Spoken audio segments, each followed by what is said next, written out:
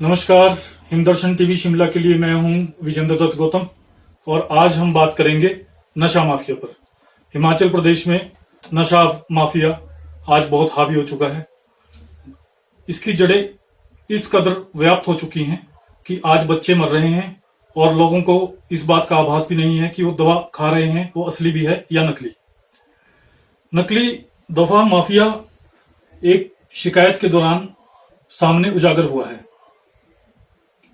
आरोप है कि नशे की दवाओं, एक्सपोर्ट में नकली दवाएं, जहरीली दवा और बिना मापदंडों के कार्य को हिमाचल प्रदेश ड्रग अथॉरिटी द्वारा क्लीन चिट दिए जाने का एक बड़ा कार्य चल रहा है। रिकॉर्ड खुर्द-बुर्द कर दिए जाते हैं। WHO, GMP और एक्सपोर्ट के लिए COPP की अनुमतियों के लिए 20 से 50 लाख तक की रिश्वत मांगी जा रही है। ऐसी दवा कंपनियों को लाइसेंस दिए जा रहे हैं जो मानक में खरी नहीं उतरती है और बद्दी में ऐसी कम से कम 50 कंपनीज हैं जो अपने मानक पूरे नहीं करती और रोजाना उनके सैंपल फेल हो रहे हैं। बड़ी बात यह है कि रिश्वतखोरी प्रकरण जिसका आरोप लगा है, इसके चलते सभी गलत काम किए जा रहे हैं।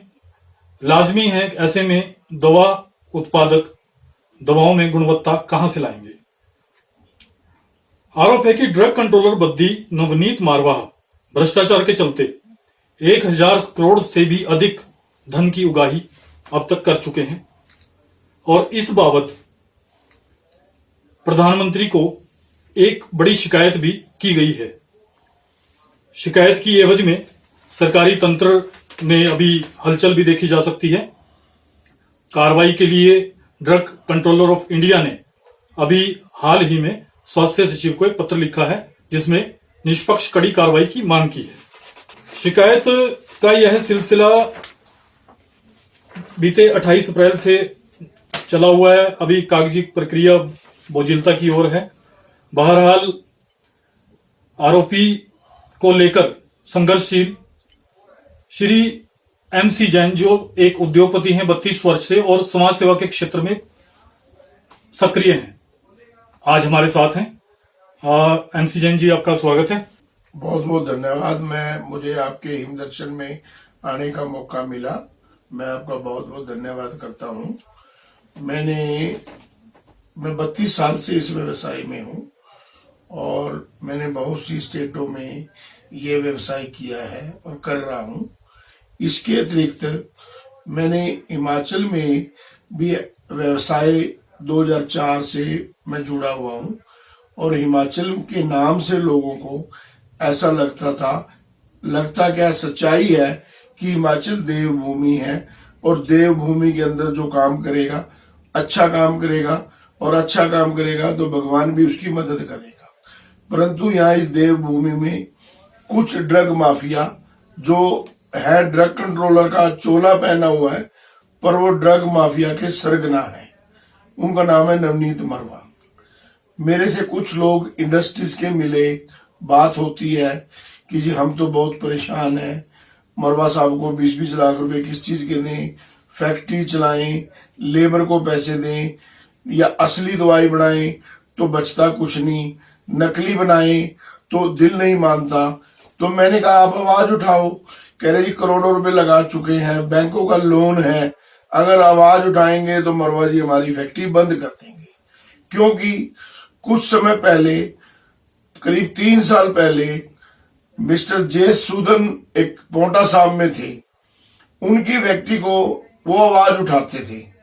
उनकी फैक्ट्री को मारवाह साहब ने एक नोटिस दे दिया, 25 लाख रुपए की मांग की और सूदन साहब ने सुसाइड कर लिया क्योंकि 25 लाख रुपए दे नहीं पाए और वो उनकी फैक्ट्री बंद हो गई। उसी के डरते कोई भी लोग आवाज नहीं उठाता, मगर मेरे मन में आया अगर कोई भी नहीं आवाज उठाएगा तो ये आदमी इतना ताकतवर हो जाएगा कि सब कुछ तबाह हो जाएगा और जिस भूमि को हम देवभूमि कहते हैं वो देवभूमि न रहकर भ्रष्ट भूमि हो जाएगी। इसीलिए मैंने प्रधानमंत्री कार्यालय को 28 अप्रैल 2022 को एक पत्र लिखा जिसके अंदर प्रधानमंत्री कार्यालय को नवनीत मरवा के बारे में सारा डिटेल दिया गया कि नवनीत मरवा किस तरह से पैसे की उगाही करता है और नवनीत मरवा की बेटी की शादी हुई 2 साल पहले कि किस तरह से नवनीत वर्मा ने करोड़ों रुपए इकट्ठे किए और नवनीत वर्मा ने किस तरह से शगुन के लिफाफे बनाए, कैसे कैसे करोड़ों रुपए इकट्ठे किए, लड़के को यूरोप भेज दिया और पैसा हवाला के जरिए यूरोप जा रहा है।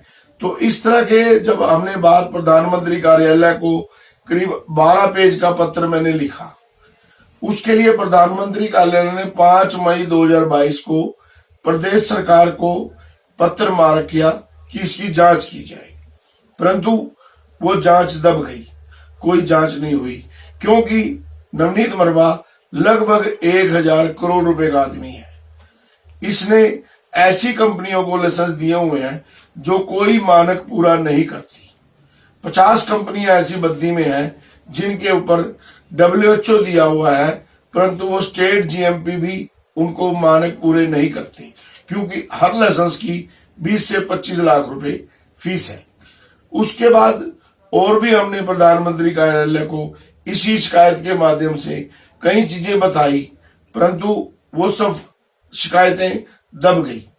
उसके उपरांत मैंने एक और पत्र 6ठे महीने में प्रधानमंत्री कार्यालय को लिखा, उसमें भी बहुत सी शिकायतों के बारे में हमने यहां तक भी लिखा, हम कुछ और डिटेल आपको भेज रहे हैं, यदि कोई और कमी रह गई हो पुरानी शिकायतों में इनको भी आप कंसीडर करें, परंतु वो भी मारक हुई। उसके बाद वो हिमाचल सरकार को पत्र आए, स्वास्थ्य सचिव को आए वहां से दिल्ली से, परंतु वो भी दब गई।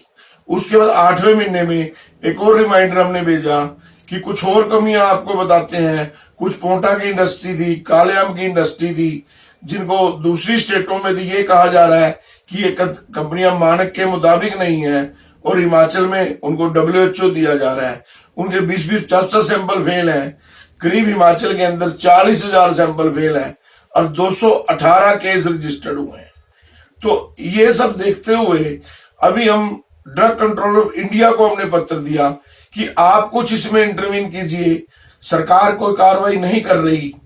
तो ड्रग कंट्रोल ऑफ इंडिया ने 1 सितंबर 2022 को अभी तुरंत में ही स्वास्थ्य सचिव हिमाचल को एक पत्र के माध्यम से लिखा कि ऐसी ड्रग कंट्रोल के ऊपर क्यों नहीं आप कुछ कार्रवाई करते और क्यों नहीं ये जो सैंपल फेल होते हैं इन कंपनियों पे कोई कार्रवाई करते, क्योंकि ड्रग कंट्रोल ऑफ इंडिया ने ये लिखा कि ये हिमाचल प्रदेश का एरिया कार्य क्षेत्र उसके कार्य क्षेत्र में, सरकार के कार्य क्षेत्र में आता है, इसलिए मैं इसमें डायरेक्ट इंटरवीन नहीं कर सकता।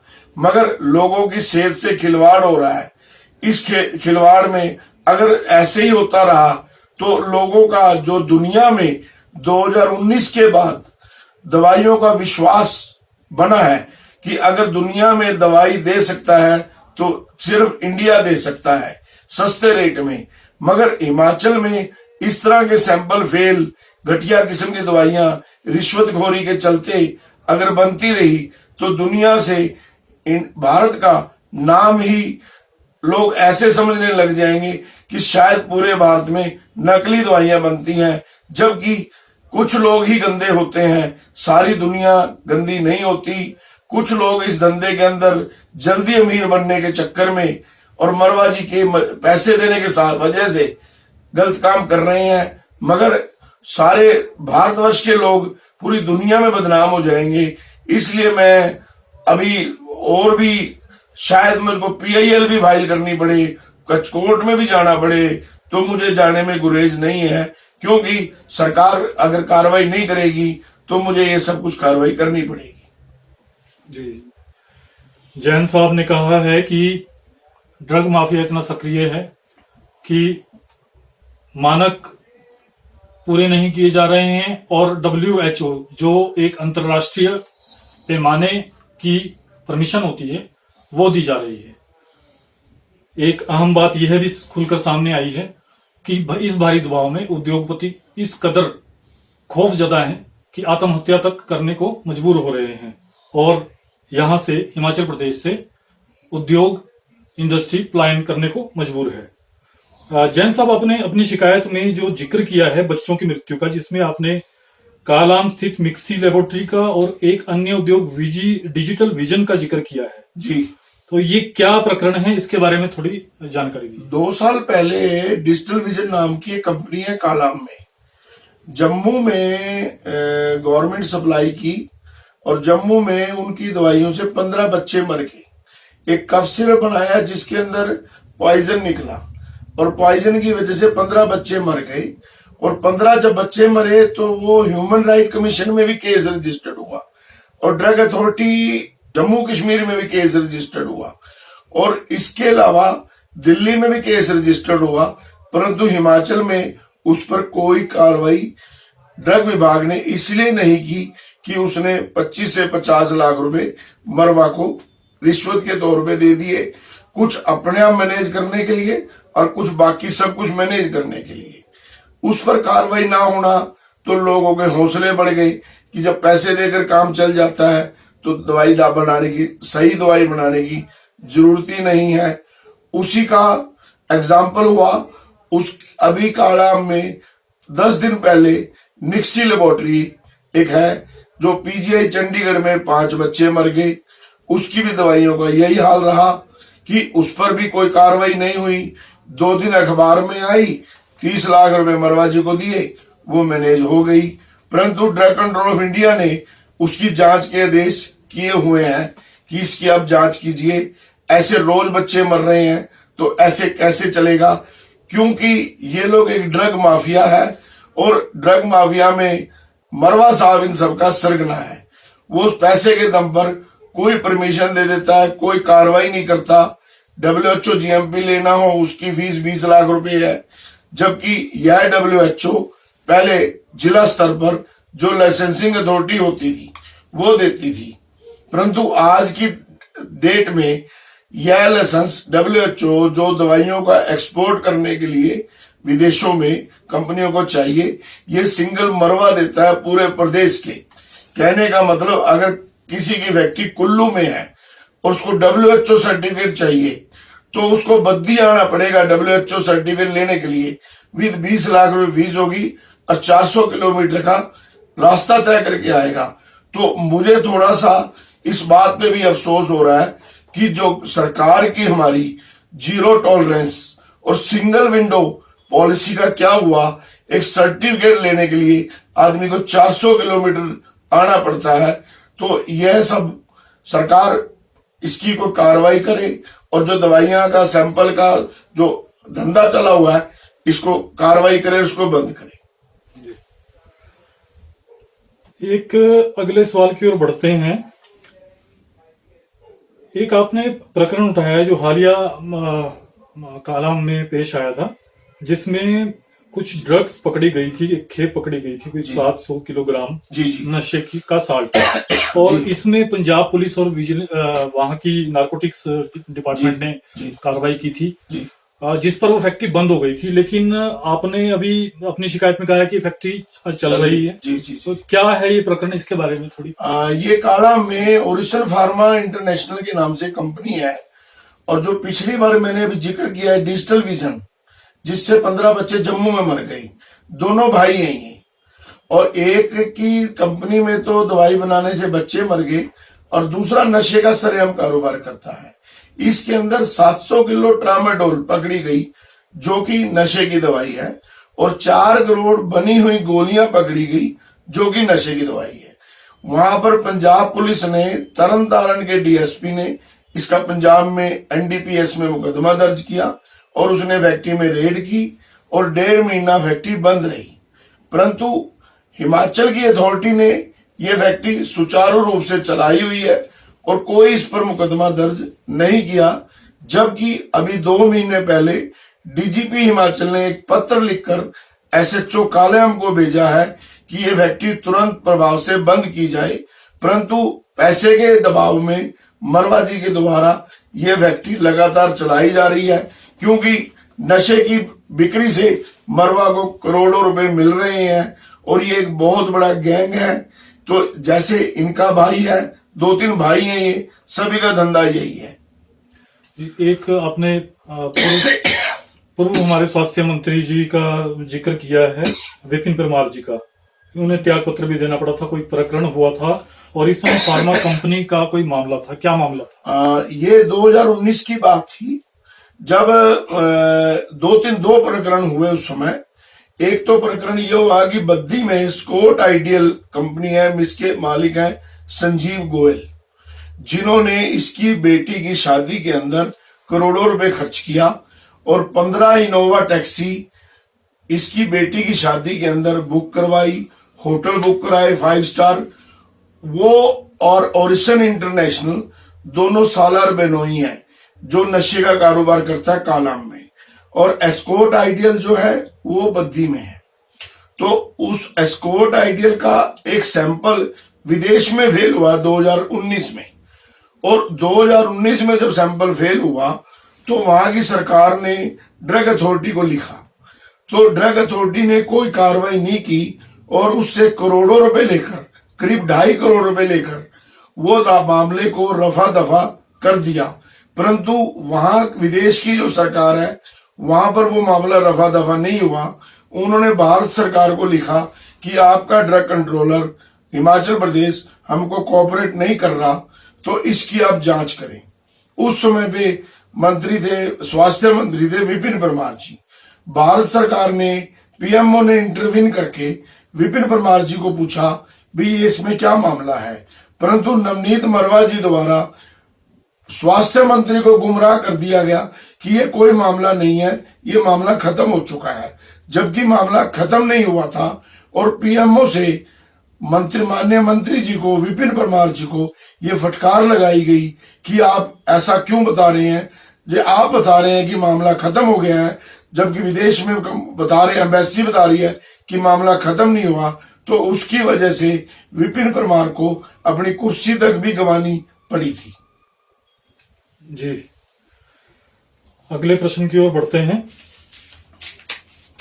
एक आपने अपनी शिकायत में जिक्र किया है, drug controller of India, Bharat सरकार के ड्रग कंट्रोलर द्वारा कुछ लाइसेंस दिए जाते हैं जी, कुछ अप्रूवल्स दी जाती हैं, जी, जी, जी, जिसके बाद नई दवाओं का जी, एक्सपेरिमेंट या यूं कहें कि निर्माण किया जाता जी, है। जी, जी, जी, तो आपने अपनी शिकायत में कहा है कि राज्य स्टेट ड्रग कंट्रोलर, जी, जो राष्ट्रीय ड्रग कंट्रोलर है, जी, उसका जी, काम यहाँ पे कर रहा है। जी, जी, जी। तो ये कैसे संभव है?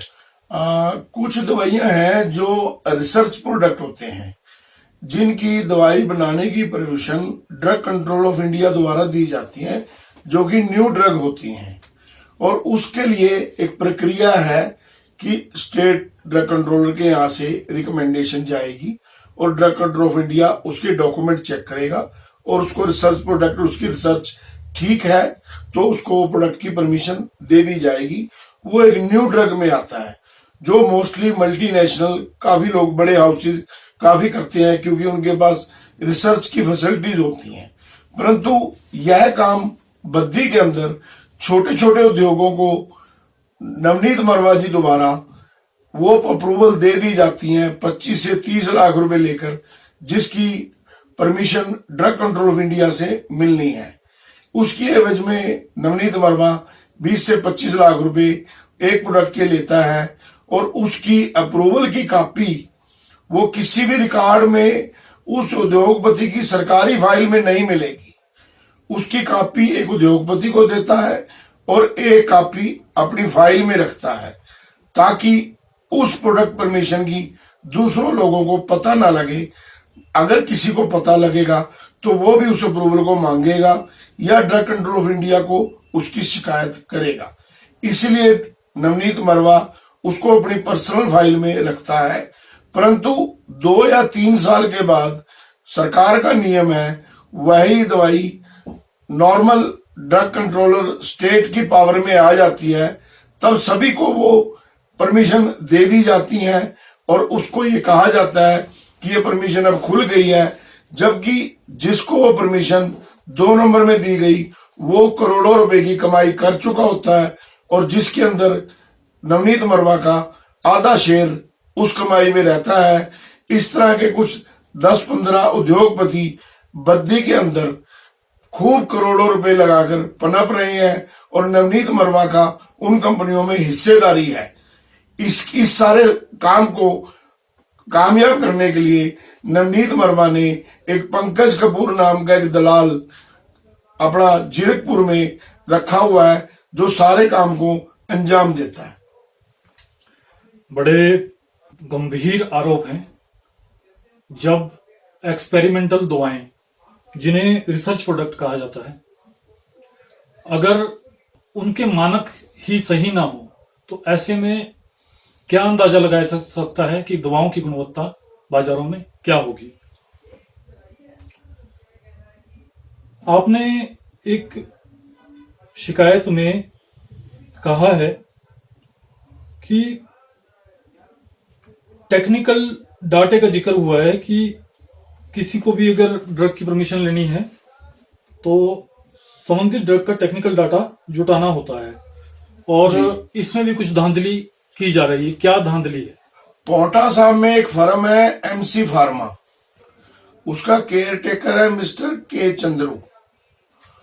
उस फर्म ने बेसिकली डाटा, क्या चीज होती है ये डाटा, ये है कि 1 साल 2 साल पहले ये कानून बना था, किसी को भी अगर ड्रग की अप्रूवल बनानी है किसी भी नाम से, ब्रांड नेम से, उसके पास उसकी टेक्निकल डाटा होना चाहिए, उसको टेक्निकल नॉलेज होनी चाहिए। और क्योंकि उसको टेक्निकल नॉलेज नहीं होगी तो वो दवाई बनाएगा तो सैंपल फेल होंगे। परंतु यहां पर तो एमसी फार्मा के चंद्रू, जो केयर टेकर है एमसी फार्मा का, वह नवनीत मरवा का दलाली का काम भी करता है। पोटा साहब का सारी इंडस्ट्री से पैसे इकट्ठे वही करता है, जो नवनीत मरवा के करोड़ों रुपए महीने जाते हैं, मंथली हो, WHO GMP हो या न्यू प्रोडक्ट हो। वो एमसी फार्मा में ने एक कंपनी है ब्राइट हेल्थ केयर, जिसको वो डाटा ट्रांसफर किया, जिसमें 80 प्रोडक्ट उसको डाटा में दिए गए। भी 80 प्रोडक्ट की मेरी रिसर्च है, आपको मैं डाटा दे रहा हूं और आप ये डाटा लेकर अपने अप्रूवल करवा लेना। ब्राइट फार्मा को 80 प्रोडक्ट वो दे दिए गए, अप्रूवल दे दी गई। परंतु जब ये पता लगा कि जिसने डाटा दिया है उसको खुद वो दवाई बनाने की परमिशन नहीं है, तो एक आदमी खुद तो बना नहीं सकता, दूसरे को दे रहा है। वो नकली कागज सिर्फ मरवा जी की फाइल में है या जिसको अप्रूवल दी है उसको पता है। ये भी एक बहुत बड़ी जांच का विषय है। जबरन उगाही के तंत्र में आपने एक जिक्र किया है लोन लाइसेंस का, और लोन लाइसेंस में जो शिकायत में नाम सामने आया है वो है कोई सिम्बोसिस फार्मा जी। तो ये लोन लाइसेंस क्या है और क्या आरोप है सिम्बोसिस फार्मा उद्योग पर? ऐसे है, लोन लाइसेंस ये होता है कि एक आदमी दवाई बनवाता है, एक होता है third party manufacturing. Third party manufacturing के अंदर ये होता है कि दवाई मैं बना रहा हूं और मार्केटिंग कंपनी कोई और है, वो उसके अंदर लाइसेंस नंबर मेरा ही लगता है और सामने ये लगता है कि ये कंपनी मार्केटिंग कंपनी है। एक सरकार ने दिया हुआ लोन लाइसेंस। लोन लाइसेंस के अंदर ये होता है कि भी मैं एक मार्केटिंग कंपनी है, कोई भी ABC, वो मैन्युफैक्चरिंग कंपनी से दवाई बनाएगी, परंतु मैन्युफैक्चरिंग के ऊपर लाइसेंस वही डाला जाएगा जो लोन लाइसेंस नंबर उस कंपनी को मिला है। इसके लिए एक मानक बनाया गया सरकार ने कि उस कंपनी का मशीनें वही कंपनी यूज करेगी जिसने लोन लाइसेंस लिया है। जैसे उसने टैबलेट, कैप्सूल, लिक्विड कुछ भी बनाना हो तो उस कंपनी का 1 घंटे का टाइम वो मशीनें यूज करेगी, उसकी लेबर यूज कर लेगी और उसके लिए अपना एक स्टोर, रॉ मटेरियल स्टोर, सब कुछ 1000 से 12 स्क्वायर फुट का अलग उस कंपनी में दिखाना होगा। परंतु यहां पर कुछ ऐसे लोग हैं जो नवनीत मरवा की दलाली करते हैं। वो है जगबीर सिंह, उसकी सिम्बोसिस फार्मा के नाम से कंपनी है कालाम में, और एक कंपनी है ओविएशन के रेमडीज, तीसरी कंपनी है साइटेक के नाम से। वो आदमी 2012 में लंबरेटा स्कूटर पर एम्प्यूल सप्लाई करता था वेंडर को। आज वो आदमी 500 करोड़ रुपए का हो गया। उसकी वजह क्या हुई? नवनीत मरवे की हिस्सेदारी। एक कंपनी सिम्बोसिस में 18 लोन लाइसेंस दिए हुए हैं, एविएशन में 18 लोन लाइसेंस दिए हुए हैं, और तीसरी कंपनी साइटेक जिसके अंदर 18 लोन लाइसेंस दिए हुए हैं। उन लोन लाइसेंसों का खेल क्या है, एक कंपनी से कोई माल बना दिया, एक से कोई दूसरा माल बना दिया, एक दूसरे के अंदर बिलिंग कर दिया। कंपनी 500 करोड़ रुपए की होगी, शेयर बाजार के अंदर शेयर का रेट बढ़ गया, जबकि कंपनी का टोटल टर्नओवर 20 करोड़ भी नहीं होगा, मगर 18 जगह घुमाकर वो दूसरी कंपनियों में घुमाकर 500 करोड़ रुपए का बन गया। असलियत में मालिक वो कंपनी का 10 से 15 करोड़ रुपए का ही है। इसके अतिरिक्त अभी मैंने जिस कंपनी में सैंपल फेल हुए हैं आपके काड़ा में, जिसका अभी बच्चे मरे हैं, जिससे निक्सी लेबोरेटरी, उसमें भी 18 लोन लाइसेंस है, और उसमें नवनीत मरवा का साले का लड़का अमित कुमार प्रोडक्शन मैनेजर है। जब रिश्तेदारों को प्रोडक्शन मैनेजर लगाओगे और सैंपल फेल होंगे, बच्चे मरेंगे, तो ड्रग कंट्रोलर कार्रवाई क्यों करेगा? क्योंकि वो नौकरी भी मिल रही है और नवनीत मरवा के 2 नंबर के पैसे भी उस कंपनी में लगे हुए हैं, तो वो कार्रवाई क्यों करेगा? नकली बने असली बने दवाई तो कोई पूछने वाला नहीं है। इन कंपनियों में लाइसेंस देने के बाद 5 साल तक इंस्पेक्शन करने कोई नहीं आता, जबकि ड्रग कॉस्मेटिक एक्ट में लॉ है 6 महीने के अंदर ड्रग इंस्पेक्टर को इंस्पेक्शन करनी चाहिए। क्योंकि ड्रग इंस्पेक्टर अगर इंस्पेक्शन करने आएगा तो वो कोई ऑब्जेक्शन लगाएगा तो कंपनी वाले को तकलीफ होगी। वो मरवा को बोलेंगे, मरवा कहेगा कि इस कंपनी में आप क्यों गए, तो ऑब्जेक्शन उसको रातों रात में 50 ऑब्जेक्शन ड्रग इंस्पेक्टर को रिमूव करने पड़ेंगे। क्योंकि मरवा से का इतना खौफ है कि वो डिपार्टमेंट के लोगों को ये धमका के रखता है कि यदि मेरा कहना नहीं मानोगे तो मैं ट्रांसफर करा दूंगा, मेरी सरकार में बहुत चलती है, तो कुछ भी करवा सकता है।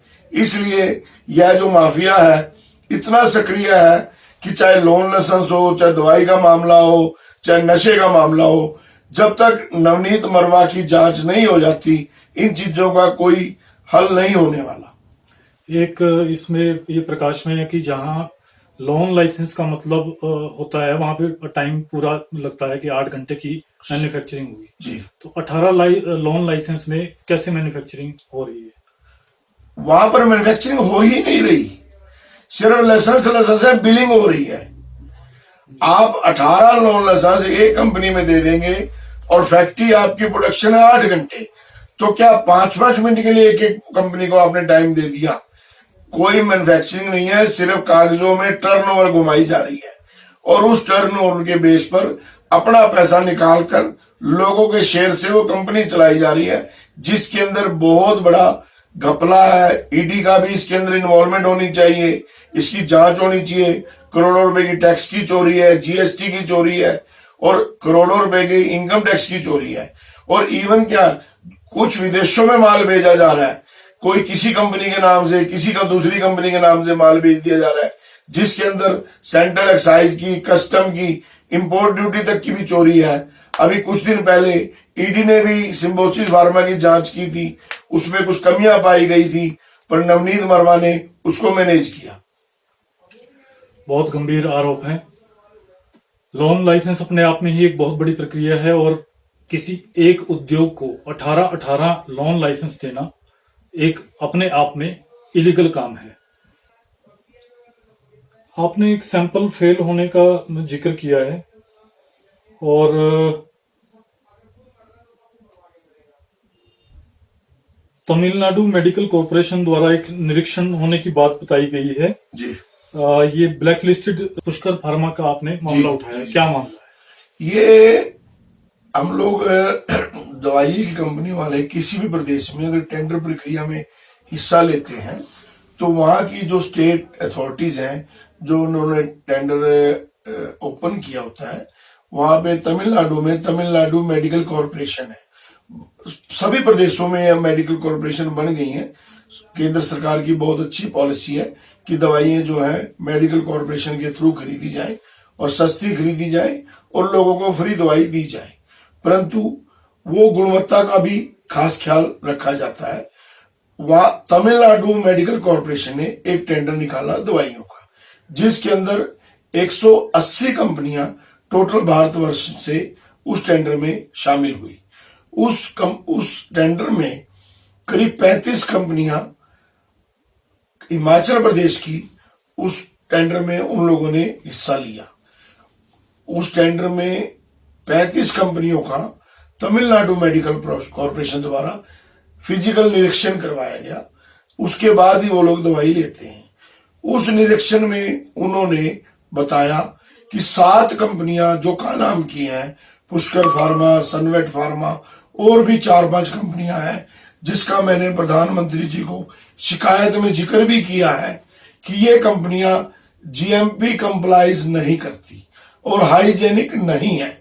जबकि इनमें से कुछ कंपनियों को तो नवनीत मरवा जी ने WHO दिया हुआ है।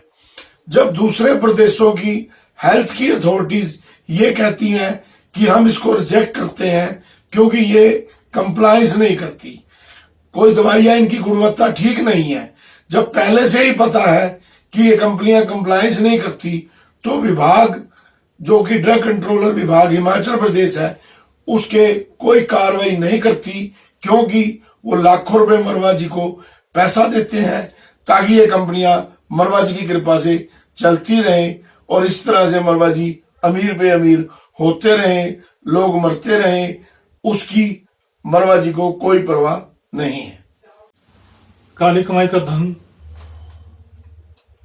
संपदा में इन्वेस्ट किया जा रहा है, बड़े पैमाने पर बेनामी संपत्ति बनाई जा रही है, बड़ा आरोप है। अगले प्रश्न की ओर बढ़ते हैं। आपने कुछ व्यक्तिगत आरोप भी लगाए हैं, जिसमें ड्रग कंट्रोलर की बेटी की शादी में धन की उगाही को लेकर के आरोप है कि धन की उगाही शादी के दौरान हुई जी। और जिसमें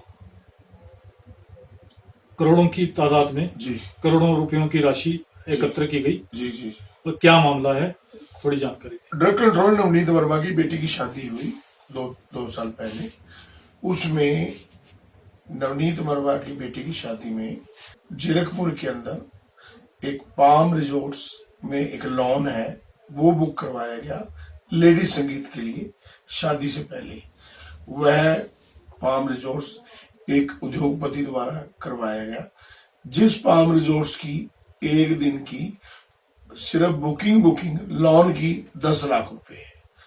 उस लेडीज संगीत में 50 लाख रुपए खर्च किए गए, उद्योगपति द्वारा खर्च किए गए, क्योंकि उद्योगपति को उद्योग चलाना है और मरवा जी की हर बात माननी पड़ेगी। तो इसके अतिरिक्त शादी के लिए दिल्ली के अंदर करीब 18 कमरे 5 स्टार होटल में बुक करवाए गए। एक उद्योग वोकार्ड लिमिटेड द्वारा कुछ कमरे दिल्ली में बुक करवाए गए। इसके अतिरिक्त एक और फर्म एस्कोर्ट आइडियल, जिसका मालिक संजीव गोयल है, वो संजीव अग्रवाल भी लिखते हैं, जिसका मैंने पीछे कुछ पहले भी जिक्र किया था, जो विदेशों में जिनके दवाई के सैंपल फेल हो गए थे और जिसकी वजह से विपिन परमार जी को इस्तीफा देना पड़ा था। यह वही संजीव गोयल है जो एस्कोर्ट आइडियल का मालिक था। इसके द्वारा 15 इनोवा गाड़ियां 3 दिन के लिए मेहमानों के लिए दिल्ली के लिए बद्दी से चंडीगढ़ से बुक करवाई गई। इसके अतिरिक्त इसकी पत्नी ने उस शादी के अंदर 1 करोड़ रुपए के गहने पहने हुए थे, जो कि शायद मेरे हिसाब से अंबानी परिवार पहन सकता है, तो मेरे हिसाब से नवनीत मरवा हिमाचल का एक अंबानी ही कह सकते हैं, क्योंकि उस शादी के अंदर 1500 कार्ड उद्योगपतियों को, फार्मा वालों को दिए गए, जिसमें शगुन का रेट 1.25 लाख, 2.25 लाख एवं 5.25 लाख रुपए निर्धारित किया गया। तो जिसको भी उस शादी में आना है तो यह शगुन लेकर ही आना है। इसके अतिरिक्त जैसे अगर हम 5.25 लाख रुपए को 1500 से डिवाइड कर दें तो अनुमान लगाया जा सकता है कि करोड़ों रुपया शगन का उस शादी में इकट्ठा हुआ और 12 करोड़ रुपए उस शादी में टोटल लगाए तो नवनीत मरवा द्वारा शादी में भी शगन इकट्ठा करके कमाई कर ली गई। तो इस तरह से काला धंधा, काली कमाई, सारा कुछ जितना भी नवनीत मरवा करता है ये सारा हवाला के जरिए विदेशों में भेज देता है। और इस तरह के शानो शाकत से शादी का प्रोग्राम करना एक सरकारी मुलाजिम के लिए बहुत मुश्किल है, क्योंकि मैंने आरटीआई में कुछ जानकारी मांगी थी जिसके अंदर नवनीत मरवा को आज तक 1,69,00,000 रुपीस टोटल सैलरी के रूप में प्राप्त हुई है, जबकि 12 करोड़ रुपए शादी में लग गए। तो इसका हिसाब मैंने प्रधानमंत्री जी को लिखा है कि ये जांच करवाएं, ये बहुत बड़ा गंभीर मामला है, करप्शन का मामला है, तो इसकी जांच होनी चाहिए। अभी सरकार जांच करवाएगी तो देखते हैं। शादियों में हालांकि हमारी न्यायिक प्रणाली ने इस ओर एक बड़े कड़े नियम बनाए हैं, कड़े नियम इजाद किए गए हैं और इस पर नियमों में खर्चे पर भी बड़े प्रतिबंध लगाए गए हैं। लेकिन इसके बावजूद करोड़ों रुपए की शादी होती है और उद्योगों से रिश्वत की एवज में धन वसूलने के लिए शगुन योजना बनाई जाती है। हैरानी का विषय है। अगले प्रश्न की ओर बढ़ते हैं।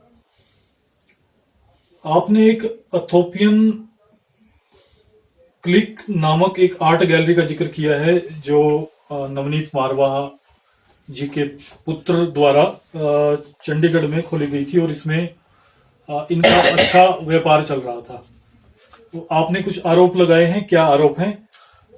इथोपियन ये कंपनी सेक्टर 10 में माउंट व्यू होटल के सामने चंडीगढ़ में नवनीत मरवा के बेटे प्रांजल मरवा द्वारा शुरू की गई और वहां पर तस्वीरें बेचने के लिए आर्ट गैलरी का नाम दिया गया, जिसके अंदर 1000 से 15 रुपए की एक तस्वीर की असली कीमत थी। परंतु नवनीत मरवा द्वारा इस गैलरी में जो लोग बुलाए गए, एक प्रोग्राम किया गया जिसके अंदर सभी फार्मा उद्योग वालों को बुलाया गया और सबको यह बताया गया अगर आपको अपनी कंपनी चलानी है तो इस फर्म से आपको 20 बिल लेने पड़ेंगे, जिसके अंदर एक तस्वीर की वैल्यू 45 से 50 हजार रुपए है।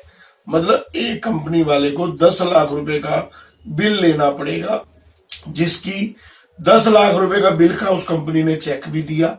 वो तस्वीरें जो 1000 से 1500 रुपए की थी करीब 10 लाख रुपए में एक कंपनी को दी गई और वो तस्वीर सभी दवाई की कंपनियों में दीवारों पे टंगी हुई है, जिससे नवनीत मरवा का 2 नंबर का पैसा 1 नंबर में कन्वर्ट हो गया। और बैंक अकाउंट अगर इसका देखें और इसका जीएसटी देखें, सारा पैसा वो विदेश में चला गया। तो 2 नंबर का पैसा 1 नंबर कर लिया और उसके बाद उसको विदेश में भेज दिया। तो इससे बढ़िया तो साधन ही कोई नहीं है कि वहां पर कुछ समय इस तरह से करोड़ों रुपए नवनीत मरवा द्वारा तस्वीरों के नाम पर उद्योगपतियों से लिया गया, उनको परेशान करके लिया गया। और इस जो मैंने कुछ उद्योगपति जिनका नाम बताया है, डिजिटल विजन, ओरिसन इंटरनेशनल, निक्सी लेबोरेटरी और इसके अलावा स्कॉट आइडल, सभी उद्योगों में अगर जांच की जाए तो वो तस्वीरें लाखों रुपए की खरीद की गई और वो टंगी भी हुई है। तो मेरा कहना शिकायत में प्रधानमंत्री जी को ये भी रहा कि क्या ये तस्वीरें सिर्फ फार्मा उद्योग के लिए ही थी, जो कि 300 बिल उद्योगपतियों को, फार्मा वाले को ये बिल दिए गए और 1 नंबर का 2 नंबर का पैसा 1 नंबर में कन्वर्ट किया गया। तो ये भी एक जांच का विषय है, क्योंकि इस तरह से अगर उद्योगपतियों को मजबूर करके पैसा इकट्ठा किया जाएगा तो उद्योग सभी यहाँ से स्थानांतरित हो जाएंगे और उद्योगपति पहले भी बहुत मंदे से चल रहे हैं, बहुत मंदा चल रहा है। तो इसकी जांच होनी चाहिए। जांच जरूर होनी चाहिए। फिल्मी दुनिया की तर्ज पर काले धन को सफेद धन बनाने का किस प्रकार का सिलसिला चला, ये बड़ी सोचने वाली बात है। अगले प्रश्न की ओर बढ़ते हैं। आपने आरोप लगाया है ड्रग अथॉरिटी जब सपरिवार भ्रमण को जाते हैं तो सारा खर्चा इंडस्ट्रियलिस्ट उद्योगपतियों द्वारा वहन किया जाता है। क्या मामला है? करीब 2 साल पहले नवनीत मरवा, उनकी पत्नी, उनकी बेटा और बेटी वो रामेश्वरम की यात्रा के लिए गए। रामेश्वरम की यात्रा के लिए जब गए तो उसका सारा इंतजाम पोंटा साहब में, जो मैंने पहले भी जिक्र किया, एमसी फार्मा, उसका केयर टेकर है के चंद्रू, जो कि नवनीत मरवा की सारी कलेक्शन पोंटा साहब की, जीएमपी की, नए लाइसेंस की, ड्रग अप्रूवल की, सारी वही करता है।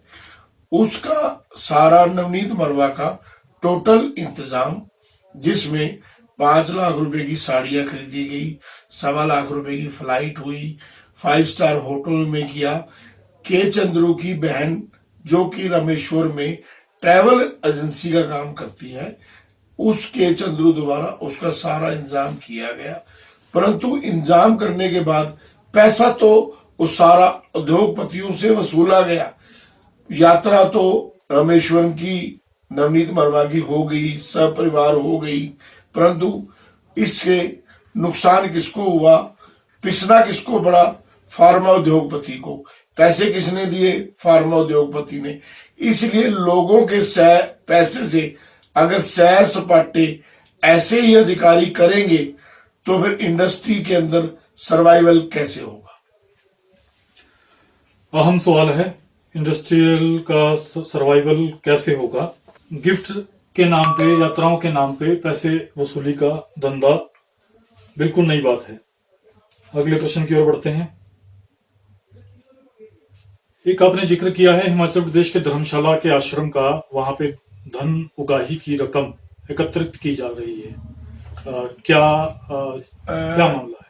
धर्मशाला में एक आश्रम है जिसको एक मीडिया का एक आदमी है, संजीव पुरी, वो इनकी दलाली का काम करता है और उनके पिता द्वारा ये आश्रम बनाया गया था। संजीव पुरी के पिता के द्वारा, वो एक सामाजिक व्यक्ति थे, परंतु इस आश्रम को एक रिश्वत का पैसा इकट्ठा करने के लिए ठिकाने के रूप में इस्तेमाल किया जा रहा है। कुछ समय पहले यही संजीव पुरी हमको मीटिंग करने के लिए चंडीगढ़ में दी ललित होटल में मिला और अपने आप को यह बताया कि मैं एक मीडिया का एडिटर हूं। बाद में हमें पता लगा ये मीडिया का एडिटर नहीं है, उस जिस मीडिया का नाम ले रहा है उस मीडिया ने इसको अखबार से निकाल दिया है। अब ये सिर्फ नवनीत मरवा की दलाली का काम करता है। उक्त संजीव ने, जो कि इस आश्रम का मालिक बना हुआ है, टोटल गोरख धंधे नवनीत मरवा के इस आश्रम से संचालित होते हैं। हर 15 दिन में, 20 दिन में नवनीत मरवा इस आश्रम में जाता है। जबकि नवनीत मरवा का धर्मशाला में अपना घर है, तो इसमें रात्रि नवनीत मरवा का रुकने का कोई मतलब समझ में नहीं आता। उद्योगपतियों को वहां पर दलाल के माध्यम से बुलाया जाता है, पैसे की कलेक्शन होती है और उसके उपरांत वो पैसा चंडीगढ़ में भिजवा दिया जाता है और हवाला से यूरोप में जो इसका लड़का पहले से है उसको पैसा भेज दिया जाता है, जो कि यूरोप में समुद्र में अयाशी कर रहा है, जिसकी फोटो भी मैंने प्रधानमंत्री जी को भेजी है। भी ये भी एक जांच का विषय है। कहीं ऐसा ना हो कि ये अंतरराष्ट्रीय कोई गैंग का हिस्सा भी हो सकता है, क्योंकि 1000 करोड़ रुपए 2 नंबर के आम आदमी के बस के छिपाने नहीं है। बहुत बड़ा खुलासा है। सवाल है आज सरकारों पर, प्रशासन पर, इतना बड़ा भ्रष्टाचार हिमाचल के औद्योगिक क्षेत्रों में पनप रहा है, नकली दवाओं का कारोबार किया जा रहा है, लोग मर रहे हैं, लेकिन कार्रवाई का अभाव है। अप्रैल से डॉक्टर एमसी जैन ने इस तमाम प्रकरण की शिकायत की हुई है, लेकिन कार्रवाई के नाम पर अभाव दर्ज किया जा रहा है। डॉक्टर एमसी जैन का कहना है कि मामले में जांच तुरंत की जानी चाहिए, मोबाइल डाटा खंगालना चाहिए, सारे कागजों को जब्त करना चाहिए, अन्यथा तमाम कागज और तकनीकी जानकारियां गायब की जा सकती हैं। डॉक्टर एमसी जैन ने एक बड़ी अच्छी बात की है। समूचे विश्व में फार्मा हब बनाने को लेकर प्रधानमंत्री ने हिमाचल प्रदेश का स्थान चुना। यहाँ का मौसम, यहाँ की जलवायु दवाएं बनाने के लिए समूचे विश्व में उपयुक्त मानी जाती हैं। लेकिन आज कुछ मिलीभगती और कुछ माफिया तंत्र के कारण माहौल खराब हो चुका है।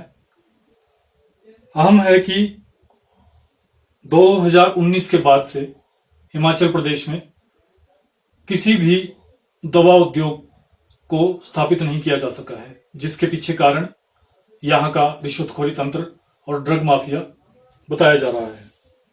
2019 के बाद 250 फैक्ट्रियां सोनीपत में लगाई गई, 86 फैक्ट्रियां बरवाला में लगाई गई, अंबाला की साहा में लगाई गई। यहां 25 फैक्ट्रियां स्थापित की गई, लेकिन हिमाचल प्रदेश में किसी उद्योग ने कोई दस्तक नहीं दी, किसी फार्मा उद्योग ने कोई दस्तक नहीं दी। आखिर इसका कारण क्या रहा, यह भी सरकारें ढूंढना नहीं चाहती, ऐसा कहना है डॉक्टर एमसी जैन का। रिश्वत तंत्र की दहशतगर्दी एक बहुत बड़ी उद्योग स्थापना में बाधा का कार्य कर रहा है। प्रधानमंत्री द्वारा हिमाचल प्रदेश को बल्क ड्रग दिया जाना निसंदेह सराहनीय है, लेकिन यहां लाइसेंस अथॉरिटी ही संदेह के दायरे में है।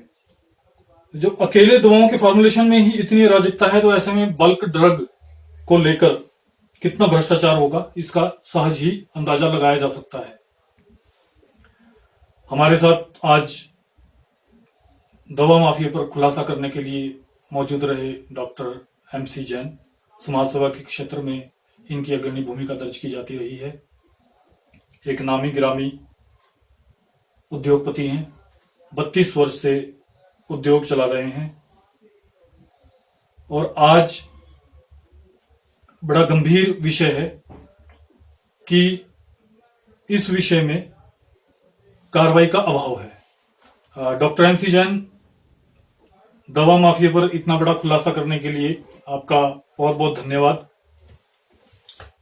मैं हिमदर्शन का बहुत बहुत धन्यवाद करता हूँ कि मुझे कुछ समय दिया, वरना तो मुझे तो ये लग रहा था कि मीडिया लोगों को, मैंने काफी लोगों को अप्रोच भी किया, कुछ बताया भी, मगर कोई भी